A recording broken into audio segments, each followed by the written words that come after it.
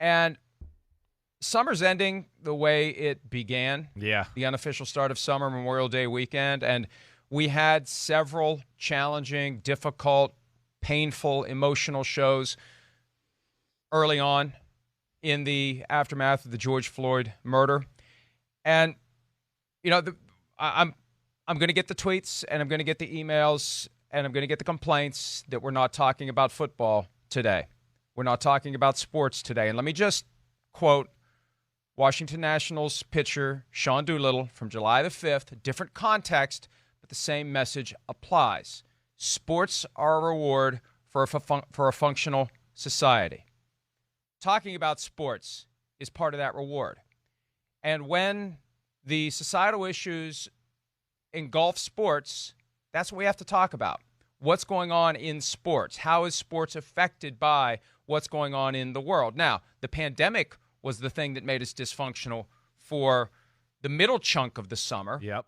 But early summer, late summer, we're back in the same spot. We're talking about social injustice. We're talking about police brutality. We're talking about an unarmed black man shot 7 times in the back when he posed no immediate threat to police officers. It's astounding to me. And let me apologize in advance. We're going to veer off from time to time. We're going to share our views. We're human beings. We're all human beings. We're trying to process this, wade through it, and understand it. But, Chris, it's astounding to me that there are people out there who are acting like Jacob Blake got what he deserved, that in some way it was justified to shoot him point blank 7 times in the back when he's getting into a vehicle. Well, he had a knife. He may have had a knife. He may have done this. He may have done that. Look, police officers should not have the power of judge, jury, and executioner to dispense lethal force and potentially death. And Jacob Blake is not dead, but by all appearances, he is permanently paralyzed from the waist down. Right. That is not something that someone who went to the police academy and has 500 hours of training and experience or whatever the case may be should be entitled to do to anyone, especially to minorities, because that's where it seems to keep coming up over and over again. So, Chris, good morning. Good morning. This is what we're going to be talking about today. Yep. This is what we're going to be dealing with because it has crossed over with sports again, and we have no choice but to deal with it. It wouldn't seem appropriate to be talking about who's injured, who's getting reps with the first team. We're not doing a draft today, for example, but we need to deal with these issues and understand these issues and try to find some common ground and give some people some understanding of where we need to go from here. And I don't know where we need to go from here, but I know we need to talk about where we need to go from here. Yeah, I mean, agreed about that. And, yeah, it's filtered over into sports. And of course, it should. I mean, I can't even imagine putting myself in the shoes of a black man or an African-American man or a man of color in this country and having to deal with what they have to deal with. Like I've talked about many times before, I've been around it, had so many experiences to get a feel for it, to go, whoa, that's messed up. Like, I can't believe that this is happening right now. And, again, as much as I've seen, I still can't imagine being in their shoes and going through some of the things and growing up in some of the environments that they've had to grow up in. So it's very unfortunate. And it's unfortunate, too, that, yes, there seems to be, a blind spot in our hearts, in our society a little bit about this issue, especially from white America. There's this insensitivity about it. And, I mean, excessive force, 7 shots in the back. I mean, excessive is a nice way of saying that. I don't. There's so many unknowns still about this. And, yeah, I don't understand it. I don't understand what's happened to where we've just become a society here, especially in some of these African-American communities where unarmed black man, runs away or whatever, and we just shoot him cold, dead cold right there. Like, well, I mean, how about we just run him down and beat him up, or the taser, or shoot his tires out? I don't know. But just to pull out a gun and shoot somebody and end their life, it's not acceptable, and it's not responsible. And I can't even imagine what some of these African-American players are thinking right now. And, of course, yeah, their minds are in other places, so it's hard to play sports when it hits home, and it's hard to focus on sports when your culture and the people that, look up to you are suffering. Here's how I see it, Chris. The George Floyd murder, as it relates to white America, a certain segment of white America woke up. Yes. When the George Floyd murder happened. And, to the extent that there are some in the media that use the term woke derisively, you can kiss every inch of my ass. Yeah, that way, Mike. Because that's what we're supposed to be. We're supposed to advance. Yeah, you're meaning like the people that make fun of it right now. Are like, it's woke. Yeah, right. It's woke to talk progressive politics. Let's go ahead and talk conservative politics. I mean, it's hypocritical to call people woke, and I don't know when that became something bad. We should be looking for enlightenment, whatever title you want to apply to it. When George Floyd was murdered, there was a segment of white America that said, holy crap, we've been blind to this. We are no longer blind to it. We no longer accept this. Now, here's what's going on. The Jacob Blake shooting is the first test of how many of us have realized this is wrong and how many of us are going to hunker down and say, he had a knife. He may have had a knife. He may have done something wrong in the past. He's armed. He's not armed. He deserved it. Right, to try to justify it. And then the whatabouts that are endless. And so we're failing the first test because we need to have collective outrage about this. I don't know how anyone can look at that video and say, well, we need to understand both sides. There are no both sides. He's savagely shot in the back as he's getting into a vehicle. There are other ways to restrain a human being in that instance instead of unloading your clip into his back. But Mike, he's got a criminal history. He's got a criminal background. Yeah, and if we can't accept that there is something inherently wrong with what happened to Jacob Blake, God help us. You know, this is a time of plenty of rhetoric. We had the Democratic National Convention last week, Republican National Convention this week, and both sides are saying, if the other side wins, the country's over. You know what? Maybe it's over anyway. Yeah. Because the problem is we can't agree on anything anymore. Right. And it's even to the point where suggesting we can't agree on anything is something people disagree with. Well, I'd like to think that anyone with a functioning brain can look at what's going on in America right now and say there is serious dysfunction, regardless of the cause, regardless of the root, regardless of the solution, there is serious dysfunction.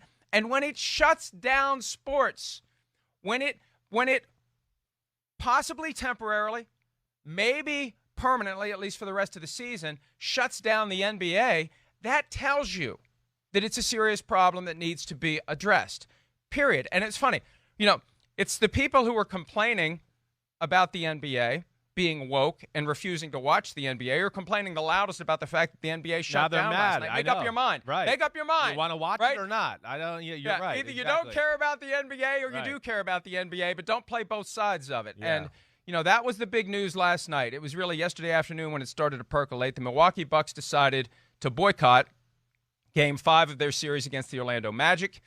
And technically it would have been a forfeit, but the Magic said, we don't accept it. We're out too. And eventually all games last night were shut down for the NBA. And, you know, no decisions have been made yet. There's going to be an NBA Board of Governors meeting today. The players are going to continue to talk. As of last night, there were some conflicting reports as to whether or not the Lakers and the Clippers said, we're done, we're out. I think the end result is they're inclined to be out, but still no final decisions have been made. But, man, LeBron James, one of the most popular athletes in the world, leading the charge with a tweet yesterday that included one of Chris's favorite words, and I was stunned. It was jarring. It was all caps. F this man, we demand change, sick of it. And I'll tell you what, at the website at PFT yesterday, we included the full language of the tweet because in that moment, it was so jarring, and I think it was so significant coming from LeBron James that word had to be used. I wrestled with it. I talked to my other writers about it, and we decided that word had to be used in that setting to demonstrate the despair, to demonstrate the sense of helplessness and hopelessness that the black community has reached, where, you know, after George Floyd, there was a glimmer of hope. Yeah, things were going in the right direction. Right. And then we see what happened to Jacob Blake, and it's like, well, it's forgotten. It's just forgotten, and we're going to go back to the way we've always been. And that's not acceptable. And the forfeiture of the NBA games last night, not that anyone forfeited, but we lost them. We didn't get to watch them. We didn't get to enjoy them. That is part of the cost of not having a functional society when it comes to how police interact with black Americans. Right. Period. Right. No, I mean, you're spot on. And of course, you know, I love LeBron James for his ability to speak his mind, be a leader that way. I mean, come on. The Lakers have got it going now. I mean, now you look at it and go, here, I mean, LeBron James willing to quit the NBA bubble right now when he's probably got the best Vegas odds of winning another championship, adding to his legacy. I mean, I think it just shows what kind of human being he is altogether. And, I understand athletes across the board not wanting to practice and do that yesterday. I mean, it hits home, certainly. Now, here's the thing that I have a question for, Mike, just going forward. What is best, right? Like, I know the NBA player is boycotting, right? And I understand it. And again, I can't put myself in their shoes and even pretend to know what it feels like to be an African-American man. So I understand them not wanting to play, practice, whatever that is. But going forward, I just look at it and go, man, I still think the best pedestal for a guy like LeBron James and Kawhi Leonard and Paul George and all these other stars is to keep playing basketball.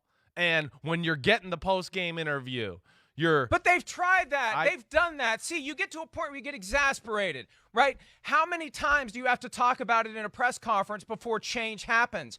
And it's just like trying to discipline a child. Yeah. You try and you try and you try, and eventually got to take away the Xbox, right? And that's what they've done. They've taken away our Xbox. Well, you're because right. we won't Yeah. listen. We're not listening. No, they we're keep not. trying, and we're not listening. No, I get it. I guess what I'm trying to say is put it in people's face more. The NBA players, they've been, taking normal. What more can they do? What more can they do? I'm just saying, as soon as the game's over, when they have the mic in their face, or when it's in the mic, the coaches in the. Chris Paul's done that. Okay, well, I'm just saying they all should do it. I'm sorry. You know what I'm saying? I know. Yeah, I'm just saying that's what they need to throw it in America's face. That's all. I'm just asking, would that be the better way to continue to shed light on it? Because, like we were saying, we have these people who I'm never watching the NBA again, but then the NBA doesn't play basketball and they're pissed it's not on TV that night, and so they're watching. So, I mean, like, I'm just asking, like, LeBron James with the world championship trophy right there, like, Black Lives Matter, and start speaking about the issues of the world. That's the only thing I'm asking. I'm just curious. I hear your thought there, But you answered. I hear you. Yeah. I hear you. Yeah. And when coaches, NBA coaches, far more than NFL coaches, although NFL coaches are starting to catch up a little bit. Yeah. When the NBA coaches started talking about these issues, it's a new frontier. The players start talking about the issues, it's a new frontier. And the whole idea of talking about the issues is to affect change. Talking does not affect change. So at some point, you move on to something else. And that's where we are. Now, there's a business reality to this as well that we can't ignore because it has an overlap with the NFL. Because I guarantee you, even though the NBA's owners are being as supportive as they possibly can in this fragile moment, at some point, they are going to say, guys, kind of expensive if we don't play these games. A lot of money going away and never coming back if we don't play these games. And, we hate to do this, but we got a collective bargaining agreement, and there's no clause in there that allows a wildcat strike based upon social injustice or other unrest. So at some point, we got to do this. And I think the art here for management, and this is something the NFL needs to be paying very close attention to because definitely. they may be confronting this season. They may be dealing with it sooner rather than later. The games start in 2 weeks, and we don't know what the hell else is going to happen. We don't know when the next video of police brutality against a black man is going to emerge. But they better be thinking about how to navigate these business issues because there is a lot of money at stake. There's a lot of money at stake for the players. What happens from that perspective? And I think that's why the Board of Governors will be meeting today for the NBA. And I think there's a gentle element of persuasion that is going to be necessary to get these guys to commit to finish the season because everybody loses financially if they don't. And the players may be willing to make the sacrifice. See, that's the thing. We may be at the point where players are so fed up that they don't care about the money anymore. I think I know. And if they come to that conclusion, that's their right, but they need to understand the potential consequences of it. And, there are potential legal consequences beyond just giving up the money when you have an illegal wildcat strike within the confines of a CBA. But if they don't care, they don't care. What are you going to do to us? We're fed up with the way this society is working, and we choose not to be part of the sports pages of the society, at least for now. And that's the other question, too, Chris. Yeah. Where does it lead?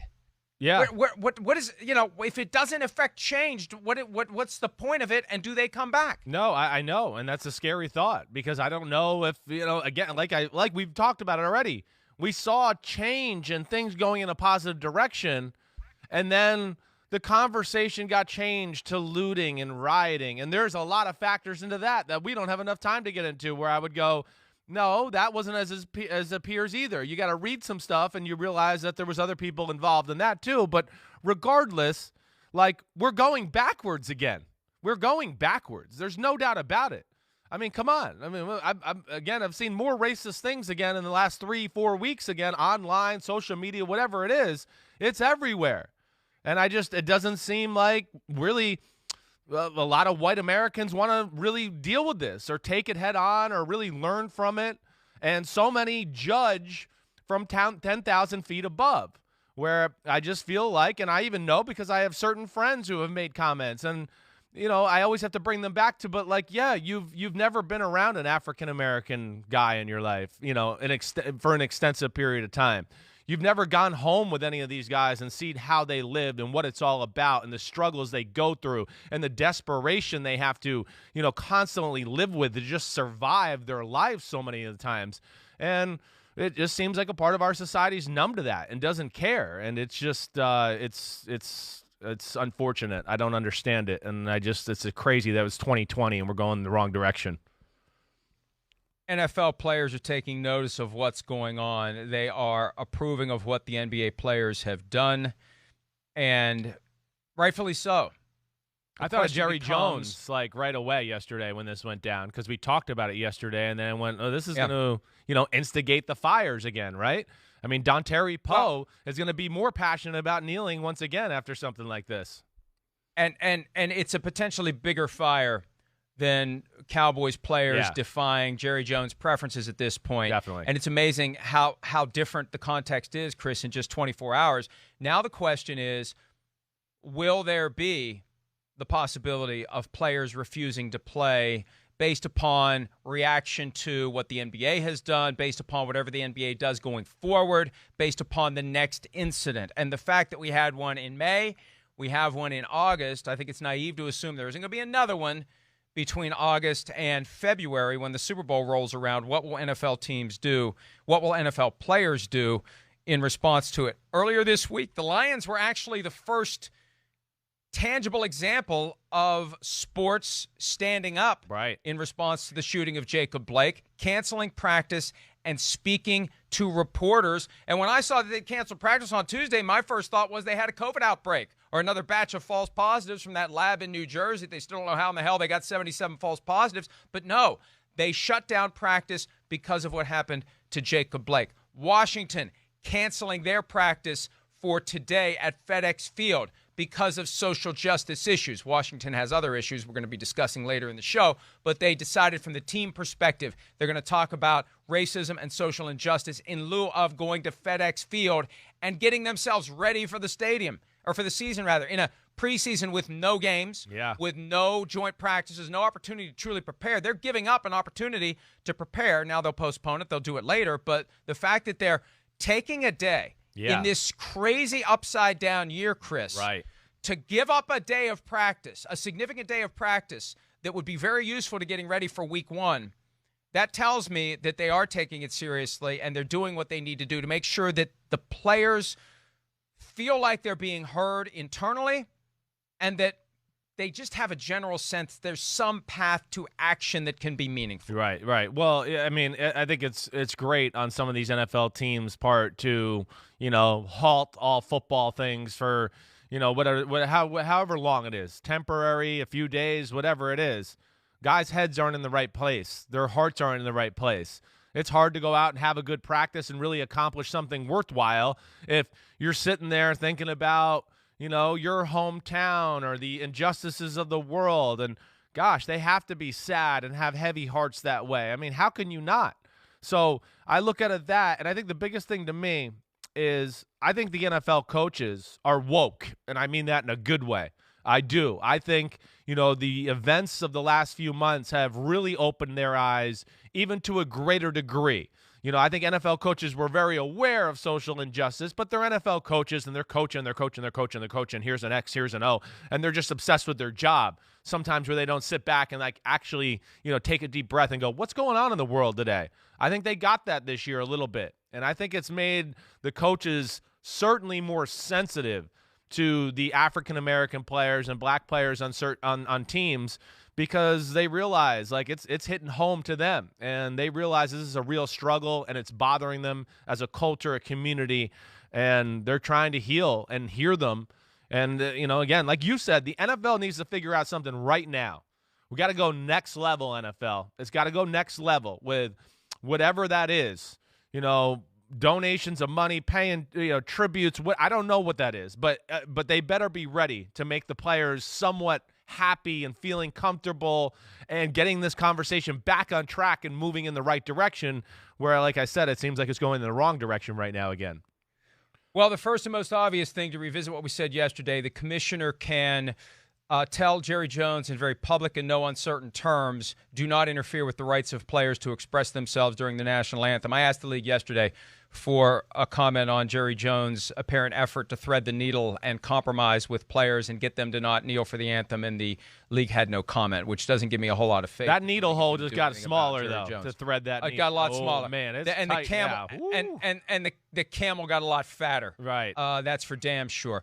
Pete Carroll, the Seahawks head coach, yesterday after a mock game that was held before which the anthem was played and multiple members of the team sat during the anthem, Pete Carroll was asked about the current atmosphere, the current climate, and where it could lead for the NFL. Here's some of what Pete had to say. I heard Doc Rivers talking today, and Doc did a great job of stating that this is just ridiculous that we're putting up with this. I can't even imagine that this continues to happen. I don't know how somebody could ever do that under the circumstances and the awareness that everybody should have right now, but it continues to happen, so it continues to be a real problem. And there's a lot of problems, but that's just one of the ones that just jumps out at us. And so I really applaud those guys for taking the night, but that we all know that's not enough. It's just a statement, and what is important, and everybody that's involved knows, is what we do about it and what we keep doing to straighten things out and get things right. This whole thing is ridiculous, and anybody that doesn't recognize that just isn't paying attention. And so, we're on it too. Does it seem possible an NFL team would not take the field, or your team wouldn't take the field because of this? Anything's possible. I mentioned to the players, this is the year, it's the protest season, It's a season of protest, and so we'll handle ourselves as we do, but this is a protest that doesn't have an end to it until all the problems go away. Well, that's a hell of a goal, and I don't know how realistic it is, but I think that's what the players want to see. They want to see that they're being heard. Yeah. And that they're not being dismissed, that it's not just lip service. Yeah, we hear you. We're taking care of that. Well, what are you doing about it? Yeah, white what coaches, is your plan white of quarterbacks, action? what are we doing? Right. Everything, yeah. No. Go higher. White owners. Yes, right. I know. You're right. Right? Yep. Every owner in the NFL other than Shad Khan and Kim Pegula, co-owner of the Bills, Shad Khan, owner of the Jaguars, every other owner, white. What is the NFL collectively going to do about this? Now, look, the NFL's made a push for increased voter registration, and that's good. That's one tangible thing. But I feel like this moment calls out for something more, and it needs to be a loud voice, it needs to be a unified voice, and it needs to be something that shows it's not just saying what needs to be said to check the box and get the players to not walk out. And, Pete Carroll won't close the door on the possibility of a walkout. And, Chris, on top of everything else we are going to be monitoring as this season unfolds, that ever-present risk of a COVID-19 outbreak, there's an ever-present risk now that something will happen that will cause players the night before a game, the day of a game, or right up until kickoff to say, we're not doing it. Yeah. We will not play. We refuse to take the field under these circumstances. Sports are a reward for a functional society, and we are currently not functional. No, we are not. We are totally dysfunctional. The most dysfunctional I've seen in my lifetime, and I know, I'm about to be 40 and all that and haven't been around all that long, but this clearly takes the cake, and I think it is a real possibility. I mean, of course it is.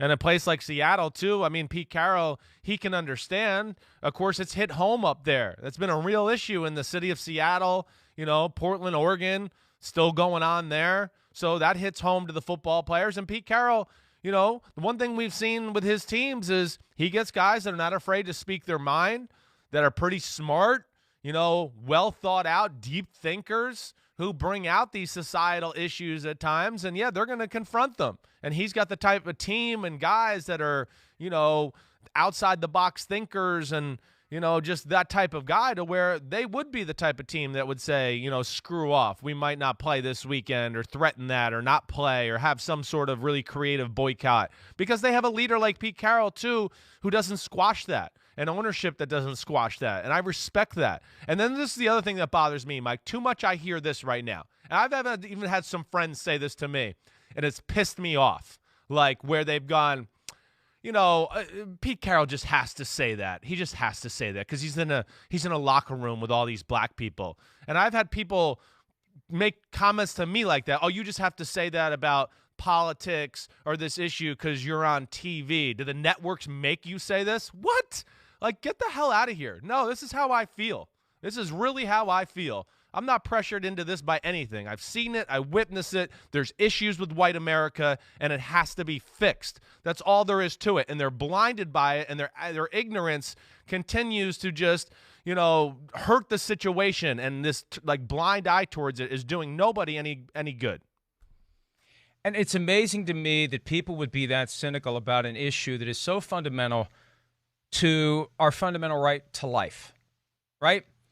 That people would think there's anything other than a genuine care for our fellow human beings. We go back to the original founding documents. We talked about this extensively after George Floyd was killed. The right to life, liberty, and the pursuit of happiness. It applies to everyone. Everyone is included in that. There should not be a summary execution, which is what George Floyd's murder was, which is what almost happened to Jacob Blake. And his life is forever changed, even if he fully recovers, because he's paralyzed from the waist down. And as they've said, it's going to take a miracle to repair him. So that's what's stunning to me. And I think a lot of this, Chris, a lot of the concern that the players have isn't necessarily for them, it's for their children. Yes, exactly. It's for their nieces and nephews. Right. It's for the next generation. And this is, I think, the message that I would have for anyone out there who is white, who doesn't quite get it. If you have a child, if you have a niece, if you have a nephew, if you have anyone under the age of 18 that you love and care about, friend, godchild, anyone, that act of sending them out into the world is terrifying. So think of those kids and then pretend they're black and think about how you'd feel then sending those children out into this world that we currently inhabit. We'll continue the discussion when we return. PFT Live back after this.